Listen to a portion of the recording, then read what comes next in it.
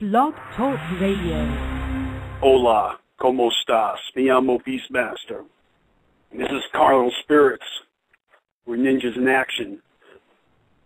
And this is the Mighty Death Popcast, where we take each song from ICP's newest Joker's card, and we break it the fuck down. 720, you're on the line. Gone Chaos. What's up, homie? Nothing much, man. Just chilling, you. Same here.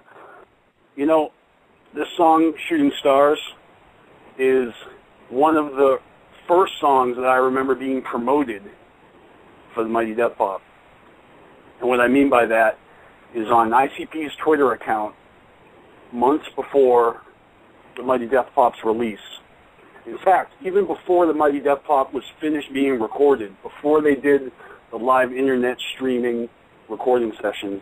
So anyways, what I'm saying is that ICP put out a tweet telling Juggalos to attack Chris Brown's Twitter account.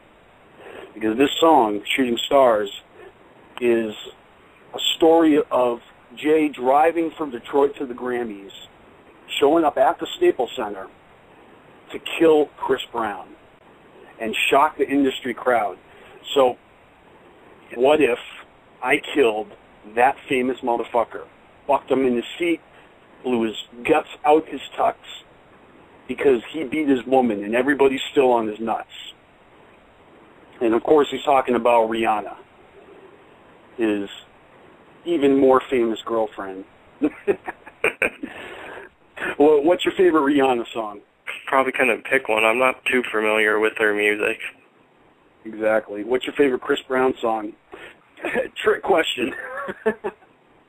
I don't even know what Chris Brown sings, but apparently he is hella famous because even after giving her black eyes, just beating the fuck out of her face, he is still revered as a mainstream sex symbol and, you know, poster boy for the music industry. So ICP says this message that it's sending for Chris Brown to be getting all this attention after beating the shit out of his girlfriend, it has to have a bloody ending. And so Jay's going to pose as security. But he ain't safe, he's just pretending, you know what I'm saying? I love it. Yep. I love this song because Jay's just like sneaking right in the fucking front doors. Violent J is painting the picture.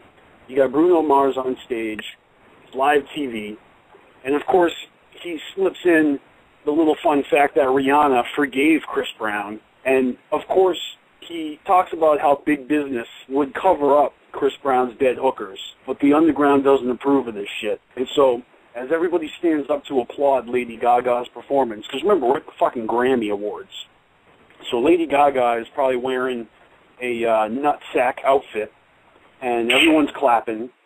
Violent J gets Chris Brown in the throat. He falls back. His eyes are still open. Everybody thinks that he's just dazed from excitement from this Grammy performance of Lady Gaga, but really, Violent J killed him.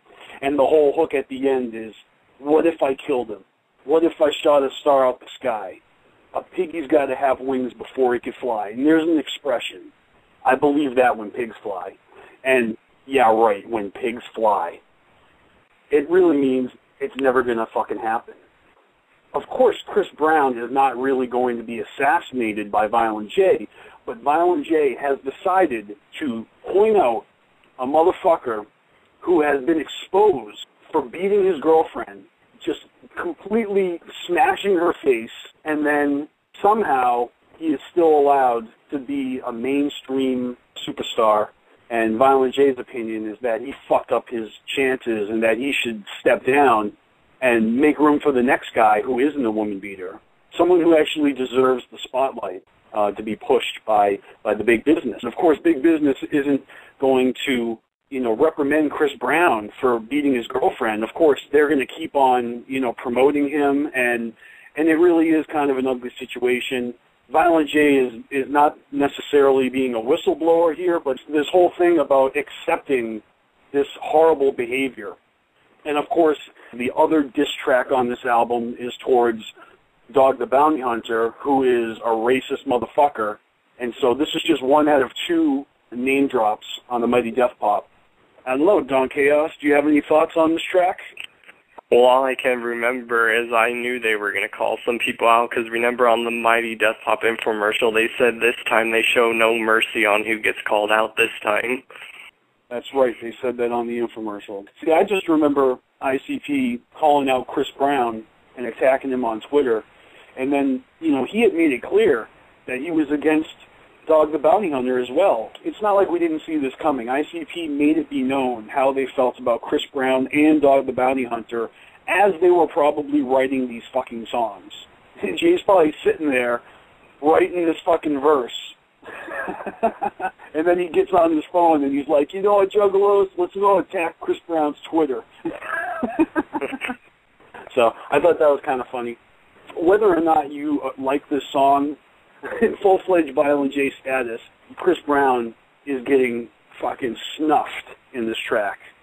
So I thought that this was going to at least create a backlash of anger or people defending Chris Brown, but I swear ICP only gets attention for the stupid things that don't matter about nothing, like magnets. But when they come out and say something like this, they're virtually ignored. Do we have Panic on the line? What's up, Matt? How you doing, dude? Nah, I'm just chilling, and you? I'm doing pretty good. I don't know how much of the podcast you've heard, but... Honestly, I side with ICP. I think it's ridiculous that he even still has a status or a name out in the mainstream, and that just shows you what kind of people the mainstream is, you know? That he beat the hell out of some girl. They probably didn't deserve it, and even if she did, you know, it's not enough to beat the fucking shit out of her. Do we know what that argument they had was about, or was it him being a drunk? I mean, isn't he only like 21 years old or something? Yeah, he's pretty young, but he has no business having the lifestyle that he did before because he really don't deserve it anymore, you know what I mean? But apparently there's people out there that just don't give a shit, and apparently I think they've even done a song since after. I'm not real sure, I don't really keep up, but I could have swore I heard that they were hanging out again or they did a song together or something. I mean, they were probably in bed together in business, let alone in a personal relationship, and you really never know what's going on behind closed doors. I have a list of songs that I'm going to go through with y'all. Do you guys have any other thoughts about the song itself before we start going down memory lane? Because, for example, this song kind of has a heavy guitar riff going through it, and I don't have the liner notes to see who's playing it, whether it's Legs Diamond or Mikey Clark. But I've heard people say that this track reminds them of Hell's Pit, and I think that the reason for that is that Violent J is actually rapping along with the guitar in a very similar way that he did on Burning Up on Hell's Pit, and that's just my opinion. Oh, yeah, definitely. I just think that it definitely is an old-school ICP song. It got that feel, taking out the pieces of shit in life that don't deserve the status that they've got. When I heard the title Shooting Stars, I would have never thought about actually, shooting Chris Brown or whatever. It's like a play on words, right? Star in the sky that's falling, going across the sky. There's that analogy of, if you shoot for the moon, you're going to fall amongst the stars. And, like, what the hell was he thinking? She's a good-looking chick, you know what I mean? What the fuck's wrong with his head?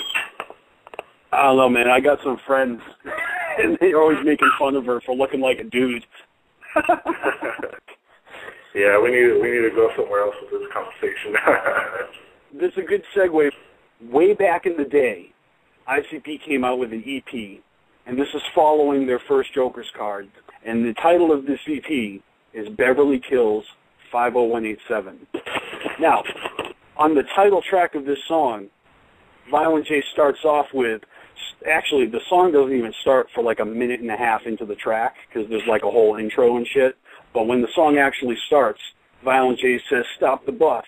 Violent J comes out, barrel to your face, and blow your fucking face off. He's talking about how he fell asleep watching the Beverly 90210, and his body falls asleep, but his mind goes on. And welcome to the world of a juggler's dome. Dylan, we're trying to find Dylan. You know what I'm saying? Didn't mean to knock ya. Then I stuffed his dead body in my locker. Back when I first discovered ICP, this CD was hilarious to me. the chick who played Brenda in 90210, in her real life, she was in the tabloids for getting in fistfights in clubs. You know what I'm saying? She was actually getting in trouble, and like it was in the fucking news. And here's Violent J making reference to that. I like the part where he's like, "I'll show you like that." And he go for found out the fish tank. So, and of course, this song is completely wrong, because how are you gonna fucking kill these people? See, you can imagine this shit, and it's freedom of speech. It's okay in your mind. Jay's looking for Brendan because he can't stand him, and this is like the song that taught me what the word Nedden meant back in the day. Like, seriously, I didn't know, coming from Massachusetts, you got to be an idiot not to figure it out after hearing that line. Kelly, your Nedden's kind of smelly. Funk down your legs and up through your belly. It's like, oh, shit, he's talking about her pussy. But even back in this early song, you know, Violent J talks about trying to hit it. And then he says, okay, because I'm not a raper, but you still make morning paper. Kelly found dead in the backyard because Kelly joked on a Joker's card. ICP are wicked clowns. They're going to fucking murder you, but it's kind of like, you know, Freddy Krueger. It's all in your head, and you wake up and you're not really getting killed, except are you? Yeah. But if people are really so upset about ICP calling out Chris Brown and rapping about murdering him, you got to remember that ICP is not new to this. They've been doing this for a long time. And even back in the day when they talk about murdering all the characters from 90210, from 50187, because sometimes they feel like they're living in hell. Delray Snell, it's about a bunch of poor kids that are looking at 90210 on TV, and they're like, fuck these Richie fucks. It has nothing to do with my reality. And I dream if I could go murder them, of course I'll run away, but then I get chased down, and then I get hit by a bus and tangled in the wheels, and I lose my legs, and then I'm running on my hands, and then I see Prince, and I clap because I'm a big fan. And then I bust my face on the street, and here come the police. Violent J even gets caught at the end of this song, okay, but not before having his way. And that's the beautiful thing about ICP that people don't understand, is that it is imagination, and it is all good. If I'm a scrub who also can relate with, you know, fuck those Richie fucks. They don't care about us, and that's what hooked in a lot of ninjas that can relate with that shit. I don't know, I'm getting off topic now. I got more songs on this list. It's from Psychopathics from Outer Space. In the beginning of this track, they've got a robotic voice saying, these stupid earthlings cannot even get along with each other. And you know what I'm talking about. The one and only Slim Anus, with love, from ICP and Twisted. I gotta say, this is the ultimate beef track back in the day. And to put it on this album and have it be followed by a collaboration with Ice-T on that song Dead End has got to be the fucking slickest move that ICP could have done. It's even funnier that they actually debuted this song on the radio the night before Eminem came into the same station to be a guest, and they actually played the song for him live on the radio. Epic. It's a dope-ass beat, too, man.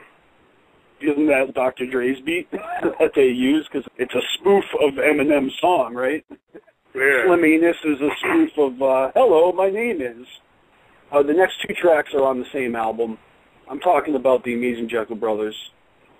And when it comes to name-dropping, this song actually name-drops quite a few people. Think you can guess it, Chaos? I'm going to guess one of them is the song Fuck the World, and the other is probably the song Everybody Rise. I know he talks about Bill Eisner, but the main one that sticks out that everyone should know is he talks about Gene Simmons from Kiss. Fuck Gene Simmons, you make me sick, Psycho Circus, you stole my shit, you can spit your blood out and do your dance, I'ma kick that ass through your leather pants.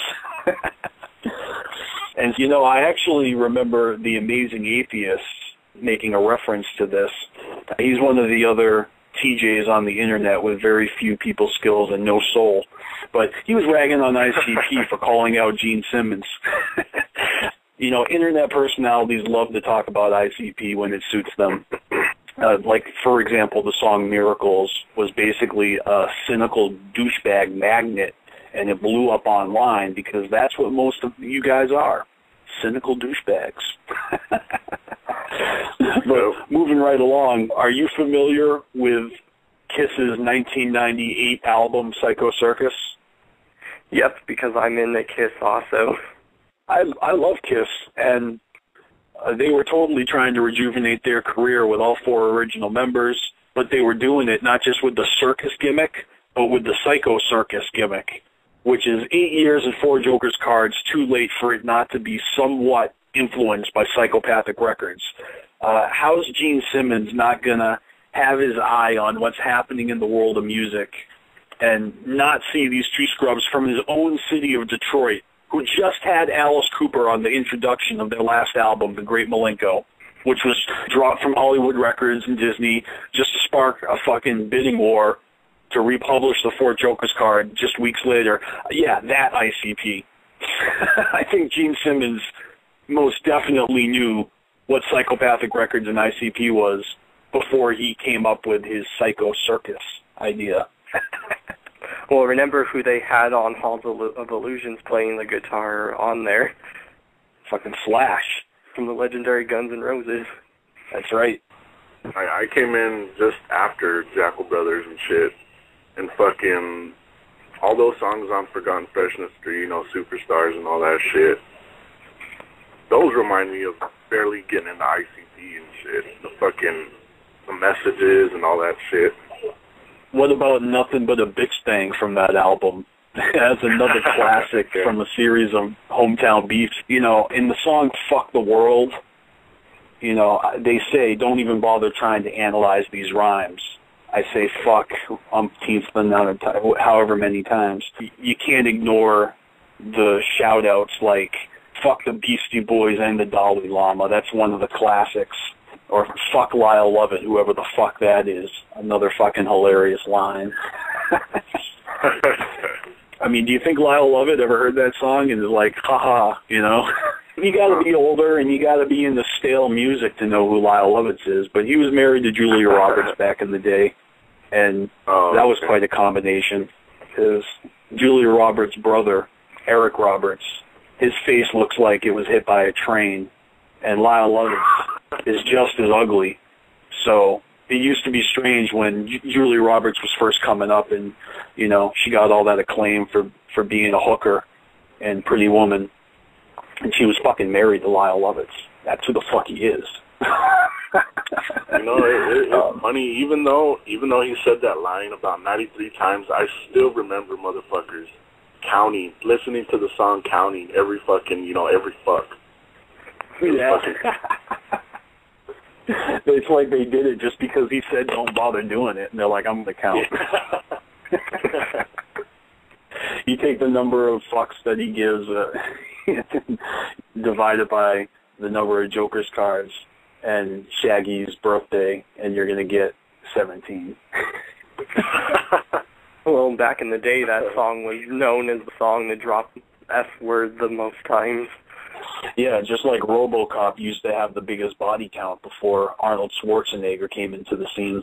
The song I want to talk about is Terrible.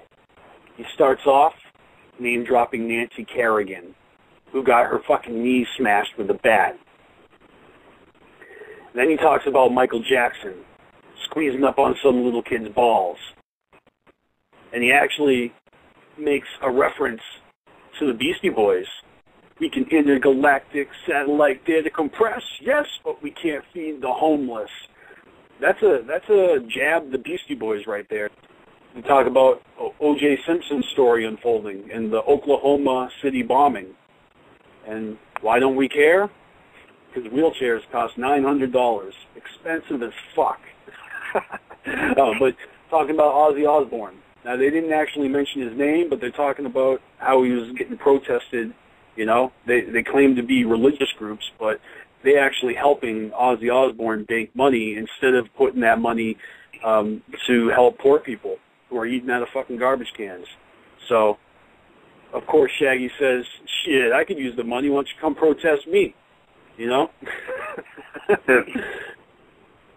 No, but then they talk about Eazy-E dying of AIDS, and no one really gives a shit about Eazy-E dying. Kurt Cobain blowing his head off, becoming a legend. Shaggy poses the question, if he did that, you know, if Shaggy blew his head off, maybe Jay would get paid. And he's talking about Dave Grohl from the Foo Fighters. So there's a lot of names getting dropped in this track. You know, they do have a little part where they start evoking the rebel flag from Carnival of Carnage, you know. It's like, are your kids so terrible you gotta beat them up too, you drunk motherfucker? And it's like, rebel flag in your schools, rebel flag in your parks, rebel flag in your courtrooms, rebel flag in your hearts, rebel flag stood for slavery, rebel flag stood for war, rebel flag stood for hatred, but just go ahead and hang your flag up some more. The only reason I go through that whole fucking verse is because in the third verse, Shaggy 2 Dope talks about how we live in a country that were built on slaves, beat down and murdered and stuffed in their graves. And you put a slave owner on the $1 bill, and you want to know why I kill people. And he's talking about George Washington and how George Washington was a slave owner. And bombs are blowing up, cops are corrupt, and all you care about is who the president fucked. Talking about Bill Clinton. And they say at the very end of the song, you don't know terrible, but you will as soon as the wagons come over the hill, which is a little foreshadowing to Hell's Pit. But the next two songs are on Bizarre Bizarre. You've got Please Don't Hate Me, which is another love song to Eminem, but that's more of a joke song. What I was thinking of was Let It Killa, where Violent J's talking about wanting to fuck famous hoes, like the chick from Letters to Cleo, Mariah Carey, Britney Spears, and then Shaggy's second verse is a whole big setup to poke fun at Sharon Osbourne. That sounds funny. Yeah, and of course that's like a little retaliation from their beef that came from the Howard Stern interviews. I used to love watching Howard Stern, and when ICP came on, that was the shit. Yeah, I remember that. All right, for Forgotten Freshness, do you remember the song called Superstar? Yeah, I do. And that one, it's funny because basically it's like a sarcastic track where Jay's talking about he's a superstar and he doesn't remember where he came from, and he name drops all these motherfuckers and basically makes them all look like douchebags. He name drops Tommy Lee, Fred Durst, Hugh Hefner, talking about dating supermodels, getting calls from Dennis Rodman, Carson Daly, and he doesn't even know them, but they're famous, so they consider themselves equal. And he's like, watch me clean up the ghetto, sprinkle my mattress with rose petals like a fucking asshole, fucking hanging out with Johnny Depp. He's talking about, kiss your ass even though I don't know who you are. I'm annoying as fuck like that one dude from Sugar Ray. He confuses Twisted with Twisted Sister, and at the end he name drops Tommy Hilfiger. I love that song, especially the way he ends it with, I'll see you when I see you, if I remember who you are. And just remember, you're talking to a superstar. It really doesn't happen that often. When ICP name drops other celebrities, it's usually in a very toning type way, you know what I mean? We've got, remember from Psychopathics from Outer Space Part 3, in the song If I Was God? Oh yeah, I remember that song too. Yeah. Talks about introducing the newest member of the Riders, Eazy-E. That's kind of cool. But then he talks about riding a dragon down to Earth, pulling Bin Laden out of the fucking sand and killing him himself. Now, ain't that a fucking name drop for the Dark Carnival right there? And that song came out years before Bin Laden was even murdered. Exactly. Violent J was down to fucking kill Bin Laden before Obama got the job done. That's fucking dope. I know, it's crazy. But he doesn't really name drop too many other people in this song. Talks about turning pop music upside down, you know, top 40, let's be top 40 underground. Talks about Twisted taking home 7 Grammys or more, Boondocks getting front page of the Source, and somehow he's married to Beyonce. That's kind of funny. Like, oh shit, how did that happen? Beyonce is my wife? Oh well. I think that would shock anyone. Right? All right, man. There's only one more song I got on the list, and it's from The Tempest. Instead of making you guess, I'll just tell you. It's the track called What About Now? And I love this track because ICP is talking about how really over the years there's been a lot of different movements, a lot of different pretty influential things in music have happened in a very short amount of time. And it says all in the hook, right? What's happening now? Sure feels like nothing. There might be something there, but what's good? There ain't nothing. Talking about the Doors, Jerry Lewis, he name-dropped Michael Jackson, Beatles, Bruce Lee, Jimmy Page, and Woodstock. He mentions Led Zeppelin again. He mentions Beethoven from back in the day, and he talks about selling pills to Elvis and selling his guitar on eBay. And it's a real lighthearted, fun song, but it actually poses a serious question. What the fuck is happening right now? And I'll tell you what's happening. Nothing. ICP is the most exciting thing out there. Another shout-out I just remembered is a newer one for the Fuck Yous from American Psycho's EP. I love how Violent J says his name is Skip. He's the nerd in the lunchroom, nowhere to sit. He's always the last one picked. He's not physically fit, and the whole world does him like Tila. He gets pelted with shit. And that's just awesome because straight the fuck up. Tila did get pelted with shit. I was there. I saw it happen. And she totally stayed up there on stage and took it like a champ. And she egged it on. Obviously, she tried to do her fucking songs. But when she did get shit thrown at her, she was like, it's all good. Yeah. Keep throwing it, motherfuckers. Here's my chips. Woohoo. And Juggalos were like, really? You want more? We got more. They really did have watermelons filled with shit and piss. And I mean, that's one thing that nobody wants to talk about is she's one of those chicks, oh, I'm crazy. I'm fucking cool. I'm crazy. I don't give a fuck. Well, you can not give a fuck with shit being thrown at you. You know what I mean? No one talks about that. Have you seen her new Tila Tequila exposes the Illuminati video that she's trying to go viral with? Nah. Yeah, she definitely, is an attention whore, amongst other kind of whores. But she is a whore. Even I said that, like, she's hot as hell, but she's a fucking whore. She went to high school with Sugar Slam. Yeah, it was probably Sugar. Well, we all know Sugar Slam had some help in her coming there. And what's up with Violent J and Sugar Slam sex tape? I recently was watching the interview again that they did on Howard Stern where they were talking about the whole Tila situation. Yep. And Shaggy said he was there. He said they warned her, if it gets too crazy, get off stage. And she didn't listen. Yeah, they said it in the ICP seminar earlier that day. You can fucking find it on YouTube yourself. They asked Juggalos not to throw things at Tila. And, hey, speaking of Howard Stern, there is a song that ICP made for Howard Stern, and it's kind of like over a beat that seems like it was like a variation of Shaggy's Fuck Off beat, which is kind of cool. Just like they had a song for Man Cow called Man Cow Made Us Rich and Famous, and of course Man Cow turned into a bitch because like they didn't show up for an interview or something, and he started shit-talking them. But in this song, before Man Cow bitched out, they had a line in there saying, Man Cow's been down with the clowns since Kurt Cobain's head was still around. A little reference to Kurt Cobain back in the day. That's funny. Violent J not only tweeted about his sex tape with Sugar Slam, but he also tweeted about Daddy X. I like Violent J's style of supporting Daddy X just by reminding everybody that he's a wise man for not fearing change, and change is the only thing that we're guaranteed, even though he can't spell for shit. We all understand what he's talking about. And, and also ICP and Cottonmouth Kings with their Think For Yourself track.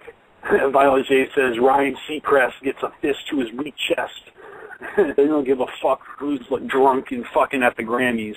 And there you go, bringing us full circle back to Shooting Stars, where Violent J plays the assassin and goes to the Staples Center and takes out Chris Brown right in front of the music industry. And of course, nobody wants to humor this song and pay it any mind and actually acknowledge the fact that Chris Brown beats his girlfriend, being treated like a superstar. And like I said, he's like this sex symbol. You know, he's on the cover of Froth magazines, and it's just kind of pathetic. So I say salute to ICP for calling out this motherfucker. They got a lot of balls, and no one else is willing to do it. Someone's got to do it. Might as well be the Wicked Clowns. I think Violent J feels that he is answering his calling by making tracks like this. And that, you know, I hope after the list that I just went through, people understand that calling out motherfuckers on a track isn't something that's new and isn't something that's necessarily going to change the game. You know, ICP gets ignored almost all the time. It's only when they, you know, throw out a lyric that's like extremely silly and ridiculous do they get like a lot of attention for it. This song is not so silly, not so ridiculous.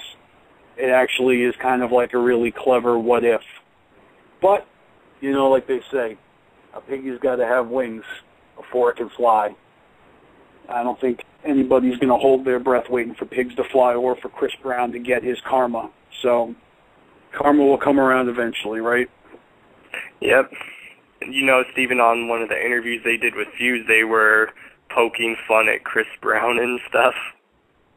Oh, that's right. I'm going to put a link for that video in the description. If you guys listening haven't seen that video, you got to check it out on Fuse's YouTube channel. It's funny as fuck.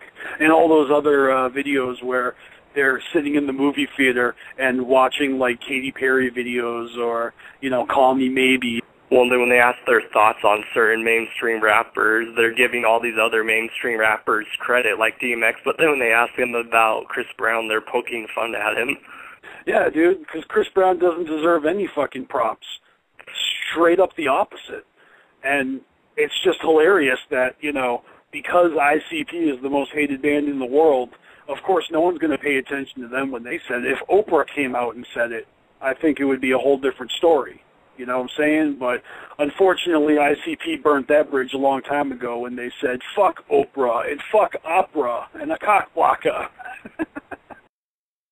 Well, and lately DMX, he's also been calling out people also, which I don't blame DMX because DMX is a good rapper.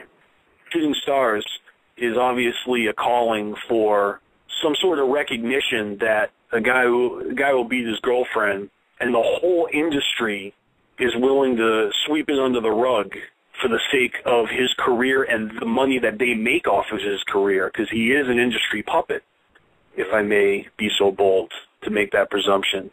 And Rihanna is just as in bed in business as he is with the industry, or with each other even. So Violent J living out this fantasy of killing Chris Brown and sending a new message out to the world. Now, we ain't having this. He fucked up his opportunity. He needs to get the fuck out. I think Violent J put out a tweet saying that he doesn't care what they said in any of their songs in the past. And they support women 100%, and they love women. But where else has ICP fucking made such a stance against mistreating women? The other day, I think it was like Thursday or Friday, I know this one girl, and she came in with her boyfriend.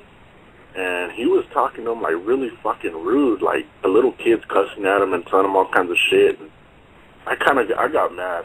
And then he throws the change at me. He's like, keep the fucking change. I tell him, I was like, you know what, motherfucker? I don't know how old are you or who in the fuck you think you are, but you better watch who the fuck you're talking to. You know, like, those are little kids and shit, man. I couldn't help it. I had to tell him something. And I saw her come yesterday with him. He wouldn't even come in the store. I was like, that's right, motherfucker, you know what I mean? Like, we need to have some type of respect, man. That's awesome. Good for you. That's the thing about teenagers these days. They don't have respect for people that are older than them. Or their girlfriends, apparently. No, this dude's like 30 years old, man. Makes me think of that song Ninja from Tunnel of Love, you know? Beating his daddy's ass for beating his wife and, you know? Yep. You could even go back as far as saying Inner City Posse. They talk about that in Life at a Risk. Oh, yeah. Yep. Life at a Risk is a dope track. And they even mentioned stuff like that in that song. That's right. I'm not sure if it would fit the topic, but wouldn't The Amazing Maze fit in there? Abso-fucking-lutely. It's Forgot First It's Free. They just mention it like in one verse, but on the song Posse on Werner, they say, we never liked a punk who beats on his girl. That's a good song. Yeah, that's a Sir Mix-a-Lot remake. I know, I recently heard that on the radio, and I was like, wow, I haven't heard that in a long time. Posse on Broadway. Werner is actually a street somewhere in Detroit where they grew up a little bit. Yeah, just like Military. Yep. Lug Island and fucking Picker Forest and all these places that I've never been to. It would be cool to go to them places at least one time, see what the hell they were talking about. How many more Joker cards are going to come out before some juggalo sets up like a juggalo fucking tour, you know, like a Home of the Stars tour where they drive you around and show you where superstars live, or they could have like this juggalo scrub tour where they drive you around. All right, here's Lug Island where ICP used to dip their dicks in the toxic sludge. And over here is Clark Park, Violent J's favorite place to get heroin needles stuck in his ass. And, you know, over here is the haunted forests, you know, where the inspiration for Dark Lotus monks or all this shit. Well, they recently did that in an interview. I guess Violent J took the interviewer on a tour of Southwest Detroit to, like, show him where he came from and how he got to where he is now. Oh, fucking dope. Let's find that, throw it in the description of this video for our listeners, because that sounds cool. Let's watch that. It wasn't a video, it was just a written interview, but it was a good interview. Because it shows that they never forget where they came from and how they got to where they are today. So anyone that says they forgot their roots, that were just proved wrong, because they never forget their roots. No, and Violent J has already made songs like Superstar, where he's completely mocking the type of person who would let fame go to his head. And if Violent J actually became that person that he has spoken out about, it would be an American travesty. And I don't believe that's the case. I think, like I said, most people out there, whether you're a juggalo or not, are cynical douchebags, and I bet you don't have anything to say unless it's something negative. I fucking dare anybody to leave a comment, even if it's constructive criticism and not just a piss and a moan. Need some cheese with that wine? Call the ambulance for you guys. My girlfriend says that all the time. She says, I think someone needs to call the ambulance. It's funny. Or maybe we should call the fire department so we can hose down your sandy vaginas. Guess I better go. I gotta start getting ready for work, yo. All right, man. Thanks for joining us, Panic. Oh, yeah. No problem.